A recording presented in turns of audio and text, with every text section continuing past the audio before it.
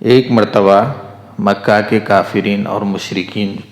اللہ کے رسول صلی اللہ علیہ وسلم کے پاس آئے اور کہنے لگے کہ بھئی اگر آپ سچے نبی اور پکے نبی ہیں تو ہم آپ سے کچھ مطالبات کرتے ہیں، آپ اس کو پورا کرو۔ رسول اللہ صلی اللہ علیہ وسلم نے فرمایا کیا مطالبہ ہے؟ انہوں نے کہا کہ بھئی ہمارے دادا ہمارے جو بزرگ پہلے مر گئے ان کو آپ زندہ کرو، ہم ان سے بات کریں گے اور ان سے پوچھیں گے کہ کیا آپ ہمارے نبی ہیں یا نہیں ہیں۔ دوسرا مطالبہ یہ ہے کہ یہ جو پہاڑ وغیرہ ہمارے راستوں میں ہیں، چونکہ عرب میں پہاڑ وغیرہ زیادہ تھے، تو جو پہاڑ وغیرہ ہیں ان کو آپ صاف کر دیجئے، چٹیل میدان ہو جائے گا، ہمارے کو جانے آنے تجارت کے لیے آسانی بھی ہو جائے گی، اور اگر ہم کھیتی وغیرہ کرنا چاہ رہے ہیں جیسا ہم دوسرے ملکوں میں دیکھتے ہیں تو کھیتی وغیرہ کرنے میں بھی آسانی ہو جاتی۔ تو اس کے بعد اللہ کے رسول صلی اللہ علیہ وسلم فرمانے لگے بھئی اس کے بعد کیا ہے؟ وہ کہنے لگے کہ بھئی اگر یہ جو دوسرا جو پہاڑ وغیرہ ہے اگر آپ اس کو سونے کا بنا دیں تو ہمارے لیے زندگی گزارنا بہت آسان ہو جائے گا، اور اس کے بعد یہ جو چھوٹے موٹے کاروبار وغیرہ ہیں آپ اللہ سے کہہ دو، چونکہ آپ اللہ کی طرف سے متعین کردہ ہے، سونے کا پہاڑ بن گیا تو سب عرب وغیرہ جتنا بھی ہے آپ کے خاندان والے ہیں، ہم لوگ ہیں، آپ لوگ ہیں، مالدار ہو جاویں گے اور آسان اور آرام سے زندگی بسر کریں گے۔ لوگوں کا دعویٰ تھا کہ بھئی جس طرح آپ یہ کہتے ہیں کہ تمام انبیاء میں آپ بڑے ہیں، جیسے مثال کے طور پر آپ بولتے ہیں کہ بھئی پچھلے جو جتنے بھی انبیاء گزرے ان کے سب کا درجے کے مقابلے میں، رتبے کے مقابلے میں، فضیلت کے مقابلے میں اللہ تعالیٰ نے مجھ کو فضیلت دی ہے، درجہ بڑھایا ہے،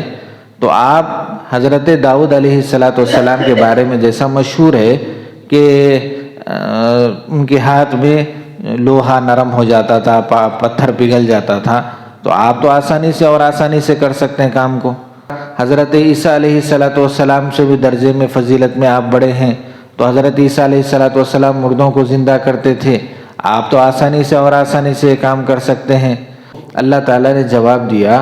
کہ بھئی ان کے جو مطالبات ہیں اور یہ جو بہو یہ جو مطالبات کر رہے ہیں، اور اگر ہم ان مطالبات کو پورا کریں تو سمجھو اگر مطالبات کو پورا کرنے کے بعد اگر یہ لوگ ایمان نہیں لائے تو ہم جس طرح پچھلی جو قوم ہیں ان قوموں کو عذاب دیے ہیں اس سے زیادہ سخت عذاب اس قوم پر اتاریں گے، اس لیے کہ پچھلے جو انبیاء ہیں ان کے مقابلے میں آپ ہمارے کو زیادہ محبوب ہے، پسندیدہ ہیں، اور آپ سے زیادہ پورے انبیاء کے ایک ساتھ یہ لوگ مطالبات پیش کر رہے ہیں کہ بھئی ہمارے کو پورا کر کے دکھاؤ۔ اگر خدا نہ خواستہ اگر یہ لوگ اسلام اور ایمان کو قبول نہیں کرے ان مطالبات کے کرنے کے بعد، ہم ان کو پچھلی قوموں سے زیادہ سخت عذاب دیں گے، یا اگر ایسا نہیں ہے ہم مطالبات اگر پورا نہیں کر رہے تو ان کے لیے توبہ کا دروازہ کھلا ہے، یہ لوگ پھر بھی نصیحت حاصل کرو، حالانکہ ان کے مطالبات سے پہلے ہم ان کو آپ کے ہاتھ سے کئی معجزے دکھلا چکے ہیں، کئی معجزے مطلب اس سے بڑے بڑے معجزے دکھلا چکے۔ جس طرح وہ لوگ یہ بول رہے ہیں کہ بھئی آپ مردے کو زندہ کر کے بتاؤ، مردے کو زندہ کر کے بتانے سے ہم ان کو پوچھیں گے کیا یہ لوگوں کو نہیں معلوم ہے جو لوگ آپ سے مطالبہ کر رہے ہیں ہم ان کے سامنے آپ کے ہاتھ میں کنکر کو کلمہ پڑھ کے بتائیں۔ ابو جہل آ کے ایک مرتبہ پیش کرا ایک کلمہ، اس کے اندر جو ہے کنکر تھا، آگے پوچھنے لگا اے محمد ابن عبداللہ اگر آپ دعویٰ پیش کرتے ہیں کہ آپ اللہ کے نبی ہیں تو میرے ہاتھ میں کیا ہے آپ بتاؤ۔ تو ہاتھ میں کنکر تھا، وہ کلمہ پڑھنا شروع کرا۔ بھئی مردے سے زیادہ بات کرنے سے زیادہ آپ تو بے جان چیز سے اللہ کے کلمہ پڑھ کے آپ کے سامنے بتائے، اور اس کے ہاتھ میں خود وہ تھا، اور یہ لوگ مطالبہ کر رہے ہیں کہ بھئی پہاڑ کو ہٹاؤ، ہم اس سے زیادہ بڑا معجزہ کر کے ان کے پاس بتائیں۔ ان کے پاس معجزہ کیا، ان کو معجزہ کیا بتائے؟ اللہ کے رسول صلی اللہ علیہ وسلم کے ہاتھ سے چاند کے 2 ٹکڑے کر کے بتائے۔ ایک مرتبہ آ کے یہ لوگ ابو جہل وغیرہ پورے کفار مکہ بولے چاند نکلا ہوا تھا 14ویں کا تھا، اور تو وہ کہنے لگے کہ بھئی اگر آپ واقعتاً نبی ہیں تو ہمارے کو چاند کے 2 ٹکڑے کر کے بتاؤ۔ اللہ کے رسول صلی اللہ علیہ وسلم کو شاید اس وقت اللہ کو معجزہ ظاہر کرانا تھا اللہ کے رسول صلی اللہ علیہ وسلم سے، اللہ کے رسول صلی اللہ علیہ وسلم شہادت کی انگلی ایسا کرے چاند کے 2 ٹکڑے ہو گئے، اور یہ لوگ دیکھنے لگے، حیرت میں پڑ گئے۔ عصر سے مغرب کے درمیان میں جتنا وقت تھا نا، وہ جو چاند 2 ٹکڑے ہو کے اتنی دیر رہا۔ پھر یہ لوگ دیکھ رہے ہیں کہ بھائی ارے ایسا کیسا ہوتا کہ تم انگلی سے ایسا کرے اور چاند کے 2 ٹکڑے ہو گئے، ایسا کیسا ہو سکتا؟ تو اس کے بعد پھر بولے نہیں، آپ ہمارے ذہنوں پہ جادو کر دیے، آپ ہمارے ذہنوں کو پھرا دیے، ایسا کیسا ہو سکتا؟ نہیں ہو سکتا۔ اس کے بعد پھر چاند اپنی حالت پر آ گیا۔ اللہ کے رسول صلی اللہ علیہ وسلم اس وقت بول رہے ہیں دیکھو بھائی گواہ رہو، تم لوگ بولے اللہ تعالیٰ میرے ہاتھ پہ معجزہ ظاہر کرا، چاند کے 2 ٹکڑے ہو گئے، ٹھیک ہو گیا۔ اس کے بعد ان لوگوں بولے ٹھیک ہے بھائی ہم تو دیکھے، باہر سے آنے والوں سے پوچھیں گے، اگر واقعتاً وہ باہر والوں کو بھی اگر ایسا دکھا تو ٹھیک ہے۔ روایتوں میں آتا ہے کہ بعض میں جب مسافر جب آئے تو اس میں بھی ان لوگوں سے پوچھے کہ بھائی کیا تم باہر ایسا دیکھے کہ چاند کے 2 ٹکڑے ہوئے؟ ہاں ہم چاند کے 2 ٹکڑے ہوئے دیکھے۔ وہ بات کرنے پر بھی، وہ تصدیق صداقت نامہ آنے پر بھی وہ لوگ اسلام نہیں قبول کرے۔ بعض ساحلی علاقوں کے بادشاہوں نے بھی وہ چیز دیکھی ہے، مثال کے طور پر کیرالہ کا جو بادشاہ ہے، اور بہت ساری ایسی تاریخ میں باتیں ملتی ہیں، ساحلی علاقے کے لوگوں نے اس کو دیکھا ہے، جو بادشاہ تھے، ملاقاتیں ہوئی، ہدایہ بھیجے گئے، بعض نے سفر کیا، اسلام قبول کیا۔ اس کے اندر بھوپال کا بادشاہ کا نام اور کیرلا کے بادشاہ کا نام بھی بہت آتا ہے۔ روایتوں میں تاریخ میں ملتا ہے بھوپال میں ایک بادشاہ تھا اس زمانے میں ہمارے پاس، چونکہ حکومتیں الگ الگ تھیں نا، حیدرآباد کی حکومت، دلی کی حکومت، بھوپال کی حکومت۔ اس وقت جو بھوپال کا بادشاہ تھا انہیں بھی دیکھا گیا۔ اس وقت اس زمانے میں اللہ کے رسول صلی اللہ علیہ وسلم کو انہیں تحفہ بھیجایا تھا کہ بھئی چاند کے 2 ٹکڑے ہوئے تھے۔ اطلاع ملی کہ اس زمانے کے جو نبی ہیں ان کی انگلی اور شہادت کی انگلی سے چاند کے 2 ٹکڑے ہوئے، بلکہ تاریخ میں یہ بات ملتی ہے کہ یہاں کا جو بادشاہ ہندوستان کا بھوپال کا ہے وہ نے بھی دیکھا چاند کے 2 ٹکڑے۔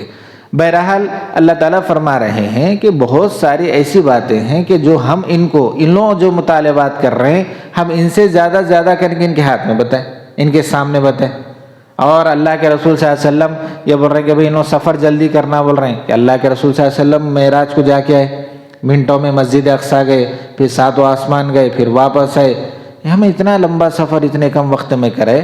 آپ لوگوں کی آنکھوں کے سامنے ہم سارے معجزے دکھا رہے اور آپ لوگ پھر بھی ایمان قبول نہیں کرتے، تو اس کا مطلب یہ ہے کہ اللہ تعالیٰ تمہیں اختیار دے دیا ہے، بلکہ ہدایت کے راستوں کے سامنے رہ کر بھی، نبی کے موجود ہونے کے بعد، ہدایت کے راستے موجود ہونے کے بعد، سامنے نبی کے معجزات دیکھنے کے بعد بھی تم ایمان قبول نہیں کر رہے، تو اس کا مطلب یہ ہے کہ تمہارے اندر دل میں کچھ چور ہے۔ صحابہ رضوان اللہ علیہ مجمعین بولنے لگے، یعنی انہوں تمنا کرنے لگے کہ اگر اللہ تعالیٰ معجزے یہ لوگ جو مطالبات کر رہے ہیں اگر بتا دیے تو بہت اچھی بات تھی، تاکہ پورا عرب جتنے بھی یہ لوگ مطالبات کر رہے ہیں اگر معجزہ نظر آ گیا تو اسلام قبول کر لیتے، آنے والے بھی مسلمان ہو جاتے۔ اللہ تعالیٰ نے بتلایا کہ بھائی نہیں، ان کے دل میں چور ہے، یہ لوگ صرف باتیں بنانے کے لیے، لوگوں کو گمراہ کرنے کے لیے ایسی بات کر رہے ہیں۔ جب ان کو یہ مطالبات پورے کیے جائیں گے پھر خاموش بیٹھنے والے نہیں ہیں، یہ اور معجزات اور مطالبات کو پیش کرنے کے عادی ہو جائیں گے، بھائی اور مطالبات پیش کرو، اور ایسے کرو، اور معجزے پیش کرو، اور معجزے پیش کرو، یہ بات کرنے، اس لیے کہ پہلے ہی ان کے سامنے اتنے بڑے بڑے معجزے ظاہر ہو گئے، اللہ کے رسول صلی اللہ علیہ وسلم کے ذریعے سے ظاہر کیے گئے۔ حالانکہ یہ لوگ اتنی باتوں پر ایمان لانا چاہیے تھا لیکن ایمان نہیں لائے، تو اللہ تعالیٰ فرما رہے ہیں کہ بھئی تمہارے دل اتنے سخت تھے، ہم قرآن کو اتار کر نبی کو تمہارے درمیان ملا کر تمہارے دلوں کو نرم کر کے اللہ کی طرف تمہارے کو ہم مائل کرے، اور قرآن جیسی مقدس کتاب تمہارے درمیان میں اتارے جو تمہارے دلوں کے سکون کا ذریعہ ہے اور تمہارے رہبری کا ذریعہ ہے، اور نبی جیسی شخصیت تمہارے درمیان میں لائے جو تمہاری ہدایت کا ذریعہ ہے، دنیا اور آخرت کی کامیابی کا ذریعہ ہے، ان کا دامن پکڑ کے چلنا، لیکن تم لوگ پھر بھی انکار کر رہے ہیں، تو تمہارے دل میں گویا کہ ایک بغض ہے، عداوت ہے، اور نہیں ماننے کا جذبہ ہے، ظاہری اعتبار سے یہ کرنے کے بھئی کچھ باتیں ہم ان سے کر کے ہم ان سے چھٹکارا پا لیں گے، ایسا نہیں ہوگا، بلکہ اللہ تعالیٰ فرما رہے ہیں جس کو ہدایت دینا ہے ہم اختیار دے دیے ہیں کہ جن کے دل نرم ہیں وہ خود بخود ہماری طرف اور ہدایت کے راستے کی طرف آ جاویں گے، اور جو نہیں آنا چاہیے انہیں 100 بہانے بناتا نہیں آتا۔